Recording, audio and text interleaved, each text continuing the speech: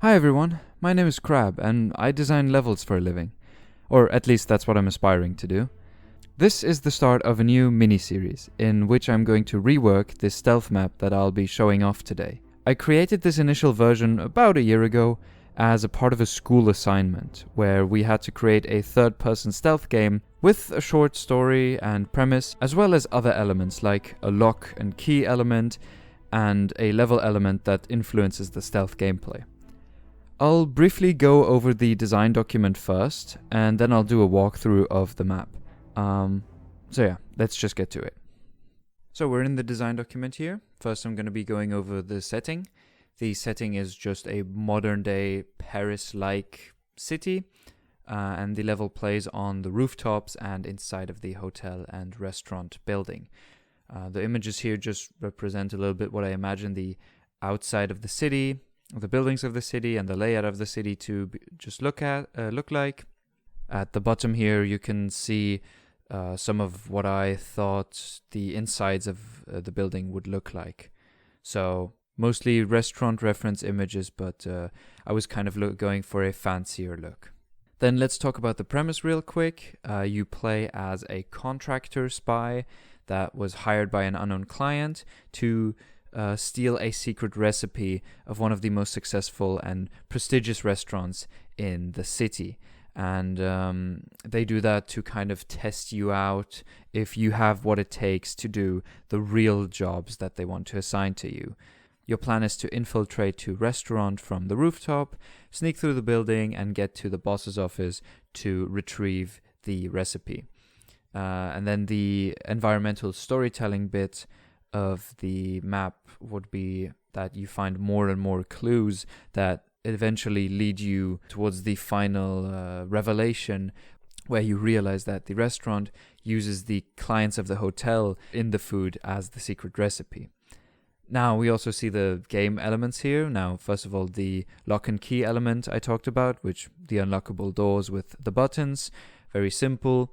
The unlockable doors have what is currently an Unreal text object next to them that is color-coded to the specific button that will open them. Now, as a special element, I had the grappling gun. The grappling hook is the main ability of the player, and when the player presses right-click, the grappling hook will be deployed, and if it hits a grappling hook attaching point, the player will pull themselves towards that point as long as they keep holding right-click. And then there's the light switches, which if they are hit by the grappling hook, the light turns off for 5 seconds. When the lights are out, humans and guards will not be able to see the player no matter how close the player is to them. So they could be touching them, they will not detect the player. Cameras still have normal vision when the lights are out. Now let's talk about the guards and the humans in the cameras. To preface this, I wanted to keep the game design as simple and as strict as possible so that I could control a lot of scenarios that could happen, because after all, we only had 1.5 months to create a good level here, and I, prior to this, had never done a third-person level. I had never done a level of that size previously, so I wasn't sure how much time it was going to take. In the end, I tried to make it as simple as possible for me to design a level that looks very impressive in the end. Now the guards, they have a patrol pattern, or they could stand in one place. After reaching one of their patrol points, they will wait for a specific amount of time, always the same time for the same guard. When the player is in their FOV, they will be spotted and instantly lose. Humans work similar, but instead of instantly losing, humans will call the guards over. They look different, and mainly in the game later they would be represented just as hotel staff and restaurant staff, but also hotel guests. So I'm just going to call them humans throughout this devlog, instead of just workers and guests, even though the guards are humans too. That might be a little confusing, I'm sorry. And then the cameras, they are just basically guards, but they can't walk anywhere, and they just turn around. The player can crouch behind cover to avoid being seen, and the player, slows down when they crouch. So we are now in Engine. If you want to follow along using the bubble and the top-down map, you can download those both in the description below. All right, let's start outside. We are on the outside bit here. You can see some gray boxes around here, what resembles buildings. This is mainly to just show the player in what setting they are. This is not like anything fancy. All right, so here our player is introduced to the first camera. Now the movements of the guards or the cameras does not exist in this version because, again, I had my priorities elsewhere. And so in this version, you'd have to imagine the AI movements, which, again, you can look at the documents that I put in the description to, go along with this. So this camera would move back and forth and be the first introduction to enemies for the player. Now the player comes around here, sees the first locked door with a button, and then after being revealed the lock, they get the key for it around the corner. So they press the button just to teach them the principle of how it works. Then we get redirected towards here. We see the red pillar. This is one of the grappling points. Now here, these are some rooftops, and the player has to get across here and already can see a button there in the distance. They come around here. They see another dead body, which was part of the first part of the story that I wanted to tell here, which was, this being a high security hotel, and the guards found this other spy who had a grappling hook, and you pick up the grappling hook, and now you can make it across here. You have to hold right click to do that. So yeah, that teaches you the three main principles of the game. Right, so then after crossing over with the grappling hook, you see this box to hide behind. Now you see there's another door which requires buttons to be pressed, and you see another key here, but this time it's 2 buttons required. So you make your way along here, might see the guard over here and the next button over there as well. So now you can decide which one. We're going to go and get this button. This guard is moving in a square around this little rooftop building over here. So once the guard doesn't look, we go here, press the button, and then we either go back, or I'm now going to go over here, hide behind this, see if the guard comes by, and just, standard rooftop stuff, vents. Go along here with the path of the guard, goes this way with another camera to not make it too easy. Press the button, door is unlocked, and now we go over here, hide till the camera isn't looking in our direction, and we go downstairs. Now here we are in the loading bay after what could be a cutscene of an elevator, or just a cut when exiting from an elevator to come down into the loading bay.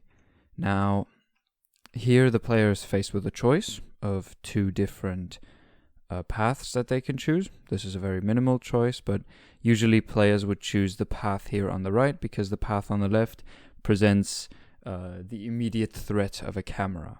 So yeah, people would usually go here. Now there would be a guard coming around here. This one that you see standing right there would be coming around here, so you wait till they're over there, and you can clearly read the situation, go around here while the guard is looking over there, and go towards here.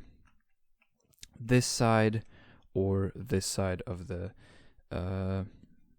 boxes here. Now this side is more favorable, and it presents you with the light switch tutorial. Now this frame here presents you with everything that you need to know. You see the guard and you see the light switch, and now you could use the grappling hook, so you could trigger the light switch to turn off the lights for 5 seconds, and then during those 5 seconds walk by the guard. This guard is not moving. If you have the top-down map pulled up on the side, as well as the timing sheet that I created for this, you can see that as well. So yeah, then we would walk past here, and the player is faced with a choice. Either go to the right here or the left here. Once again, through playtesting, I've seen that most people tend to go to the right. First of all, because you can see the door here in the frame as well, you know, kind of as the reward to the problem that I'm presenting here. And also because there is, again, the immediate threat of a camera towards the left, if they even, you know, did look to the left. So now we go to the right here. You can see this door is, again, one that is closed. There's a button required, so very inviting to then see the lock, the key to the lock immediately here. Now, usually players would be cautious because even though the guard hadn't moved previously, players would be very cautious around here and go to press the button, see that this door towards the kitchen also opened, and then they would go through here. Now, finding their first body, again, this is the first real environmental storytelling indicator, a very strong one already, but the first like real indicator of, oh, okay, they might cook humans in here because there's a human body in this freezer, but they don't know yet what's going on. So this might just be like someone killed someone here and they just storing the body, hiding the body in here. Now, you know, you would wait for the camera to turn all the way to the right, go through here. Very difficult part, this one, but it's only one camera. And then we would go into the kitchen. Now, before we go into the kitchen, I also want to show you the other path real quick, which would be this corridor right here. We come in, hide behind this desk. And again, in another situation where we could use the light switch.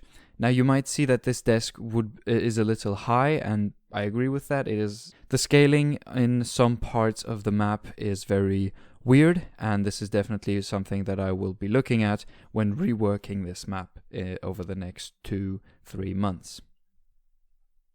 Now, the solution to this for most players, again, would be, you know, hit the light switch and then go past here and go past the 2 guards and hide behind the pillar to not be seen by the not be caught by the camera.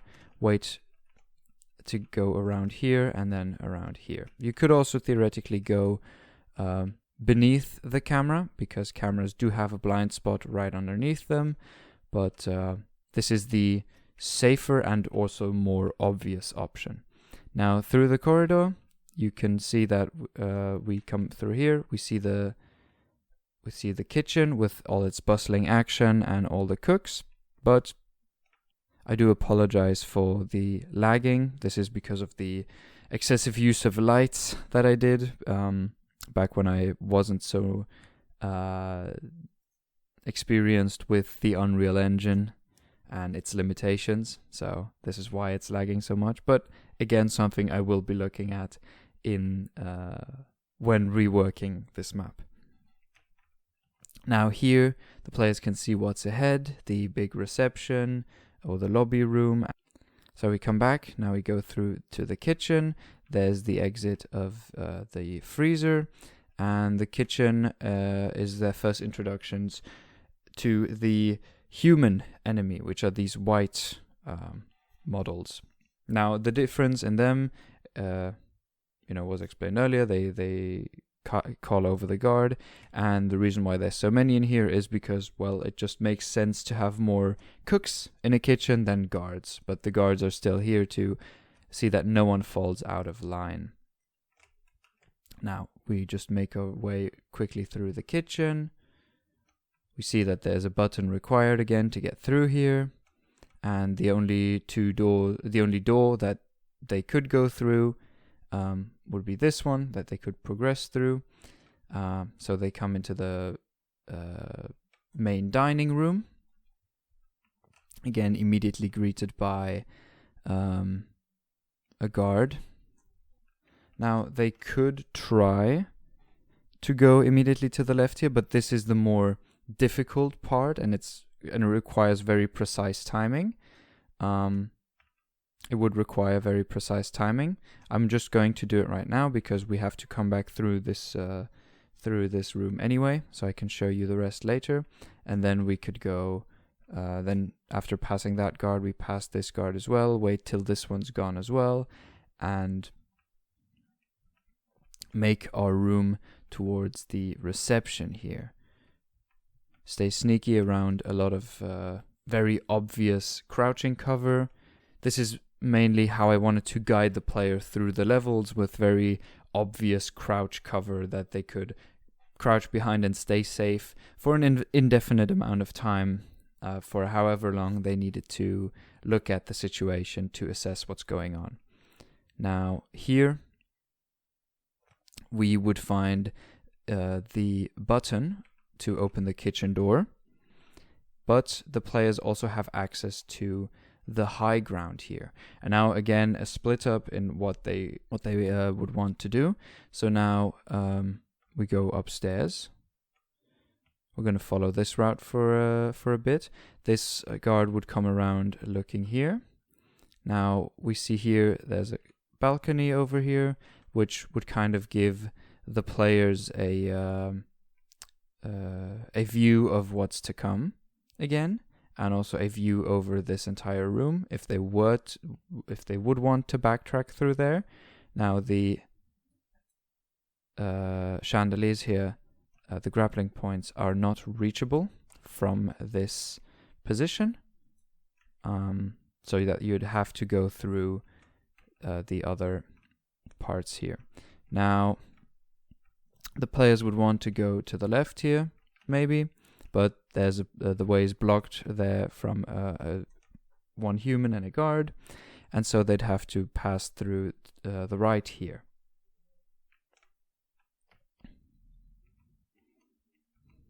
Again, a guard and a camera. They would get they would look at the lock here, would see again, okay, a button is required to open this door. Well, the only room that they have seen, if they have seen it, is over there, or even the one that's down here. But down here they cannot see there's no button for this door, so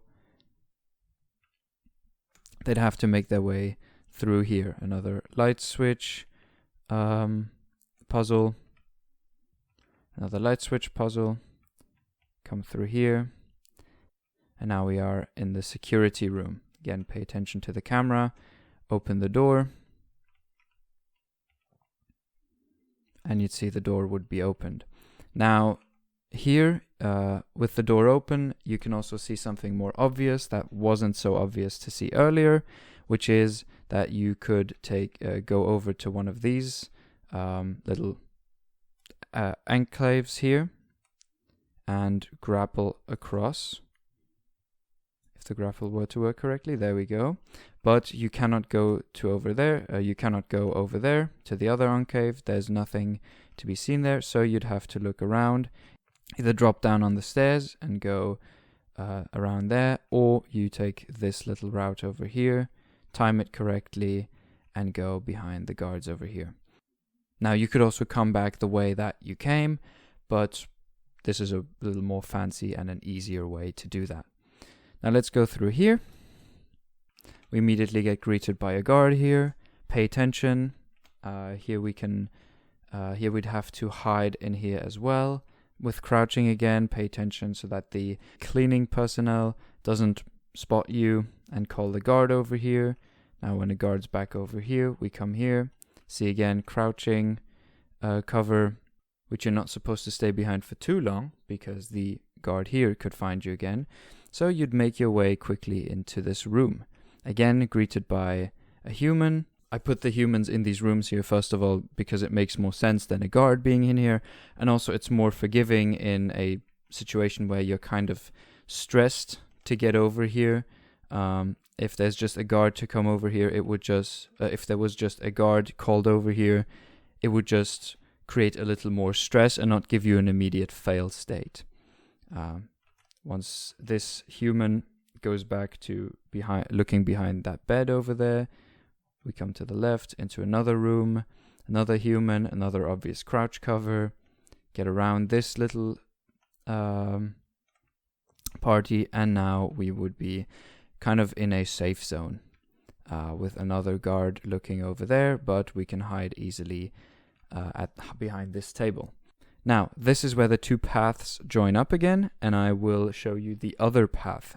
Instead of going up there, this time we will press the button, be reminded that, okay, the door in the kitchen has now opened. We backtrack through. This one is now the harder part to get through, so we're going to go over here.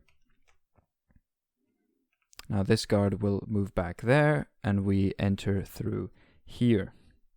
We enter through here behind this table where we are completely safe, and we can assess the entire room, see what the different patterns of the guards are, and how we can move through this. Now we can take the quick and difficult way towards the right here again, or the longer but easier way in terms of timing around this part. Also, there's only one guard at the beginning here of this small path and one guard at the end, and the rest is humans, while the other path would have two guards and a human looking over it.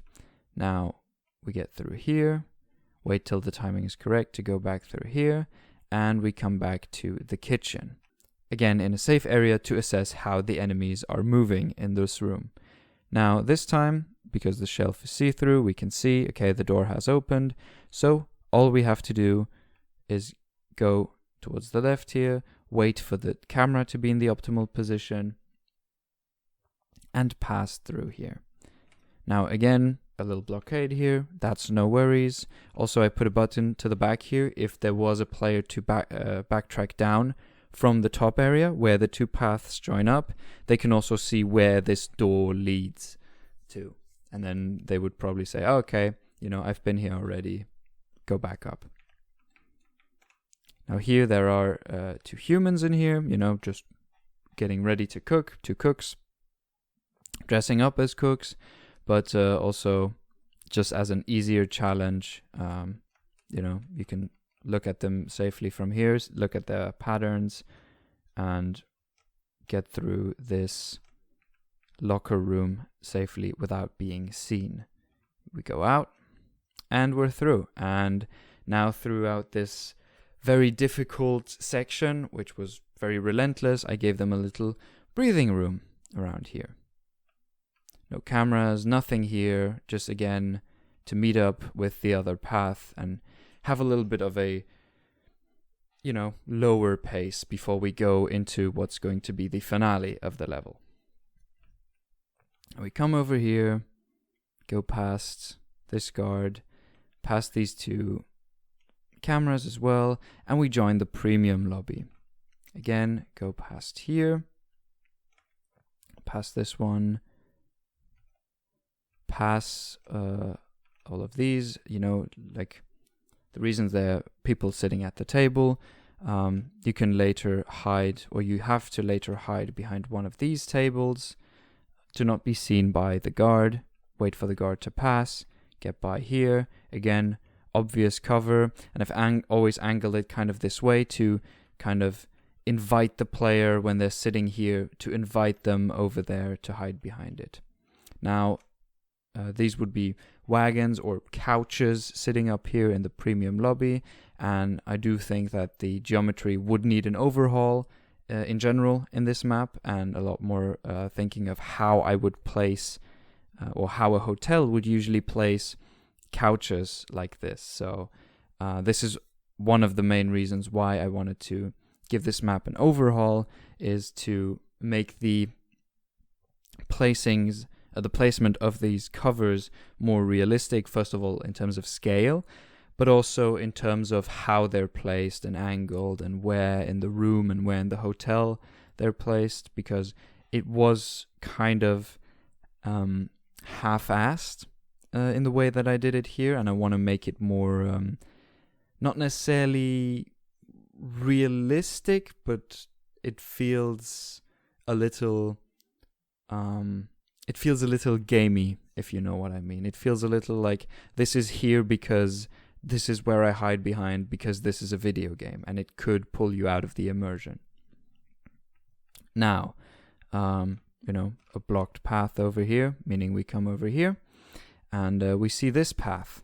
Now, I'm going to show you this path real quick. Now, instead of going straight ahead, you could also pass underneath the camera here and go into this room. Now, you can't jump, obviously, so I had to build a little miniature staircase. Just a little premium lounge, and you can grapple across the chandeliers here. Alright, and then you aim it towards the difficult to hit little chandelier over here. Right, this is the alternative path, the quicker but also a little more difficult one in terms of how the cameras are turning. Now we have this camera as the final objective before we get to the boss's office, the finale. Now, you can see a door that's closed right there again with the button to open it right here. The issue with this button, though, is that it only leaves the door open for a limited amount of time, 40 seconds. So you have to press this button, get over the stairs here, drop down, and quickly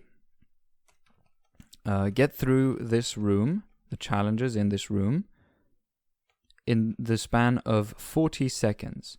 It is very possible, but the problem is more that the time pressure makes it a little more difficult on the player. Now, the player can do this as often as they want. If they fail, they have to get back through here, and they can get up through the ladder, which would just teleport them up to the button again, and then they can look as long as they want at the paths of the guards and so on. So we go through here, and we find the end of the level with the freezer with all the hotel guests that were killed stored in them. So that is the entire level. Throughout this level, you probably have seen a steady increase in difficulty, which was one of the big challenges of this level. But I also, in between challenges, in between individual small challenges, made sure, or tried to make sure, that players have these so-called these positions where they could safely assess the situation for as long as they needed, so that they were kind of in a safe place, even if it didn't necessarily feel like one. But I always tried to make them very obvious. Now, in the next devlog, I'm going to go over my intentions for the rework and also my decisions on what I changed about the game design and the mechanics in general of this conceptual game that I'm making this level for. Now, if you want to see how I improve this level step by step, then make sure to subscribe. I'm excited to show you guys where this goes, and if you have any ideas or suggestions, then let me know in the comments below. Alright everyone, I'll see you in the next one. Take care.